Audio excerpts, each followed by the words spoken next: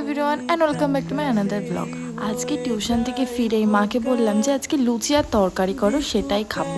এই রোজ দিনের একই খাবার খেতে খেতে মুখ পচে গেছে। আর রবিবারে সবাই তো চায় একটু ভালো মন্দ কিছু খাওয়ার জন্য, কিন্তু আমার সাথে এরকম হবে জানলে আমি বায়নাই করতাম না। প্রথমে দেখি সেটা চালের গুঁড়ো, তারপর চালের গুঁড়ো থেকে যখন দেখলাম ময়দা, তারপর ময়দাতে দেখলাম পোকা। তারপর সেটাকে ভালো করে চেলে মাকে ময়দাটা আমিই মেখে দিলাম, কারণ আমি রান্না বান্নার রও জানি না। কিন্তু ওই যে রান্নাঘরে ঢুকলে আমার ক্যাদারি বেড়ে যায়। আমার ময়দা মাখা দেখে মা পরে বললো যে থাক, বাকি জিনিসগুলো আমিই করে নিচ্ছি, নয়তো তোরা আর সকালে টিফিন খাওয়া হবে না।